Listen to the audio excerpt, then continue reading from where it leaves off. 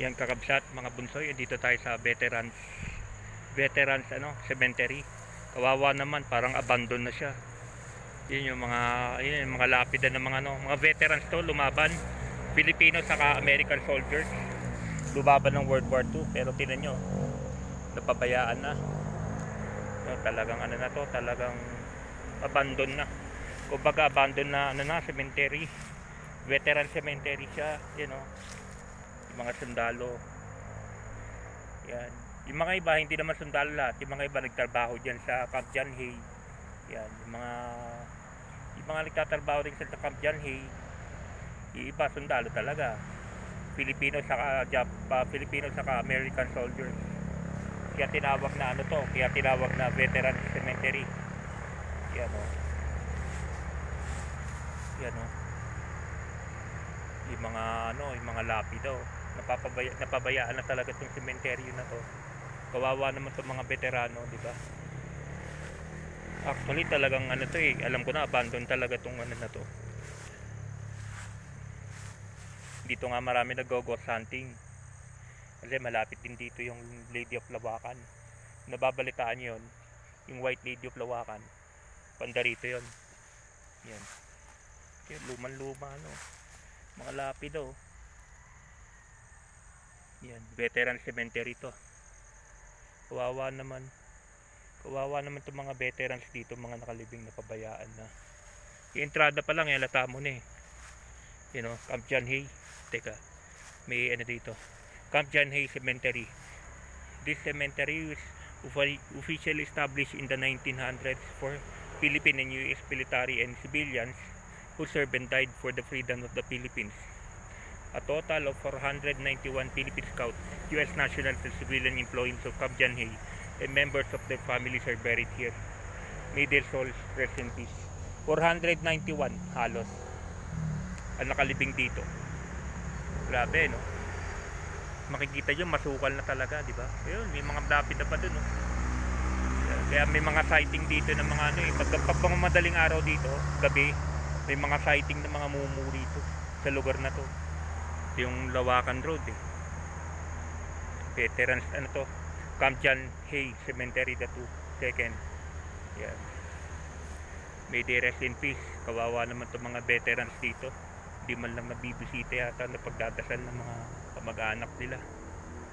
Yan. Labas tayo, tuturo ko sa inyo yung lugar kung saan yung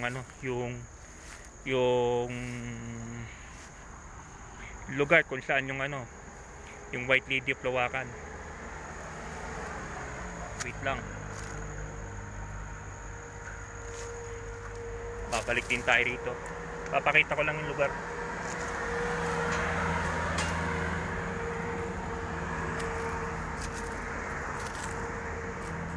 Dito banda yun, ha. Nakikita nyo yan, yung pinagparadaan ng kotse. Dali. Paggabi dito paggabi dito siya nakatayo, yung White Lady of Lawakan. Totoo yun. Kasi ilang driver na nagkikwento nun na isasakay nila. Actually yung isa nga nakausap pa niya Dati ako nagtataksi dito sa Baguio. Kwento na isakay niya. Yung isang kasama namin, yung taxi pa ni Uncle dati, na-drive ko. Yung isang kasama namin, bumalik sa town, pawis sa pawis, ay lamig, di ba? Apay, sabi namin. May nakita daw niya mismo yung White Lady of Lawakan. Kinausap pa daw siya. Dito banda yan. Tika. Totoo yun, yung White Lady of Lawakan na yun. Totoo yun. Dito yun, sa kalyang ito. Dito yun.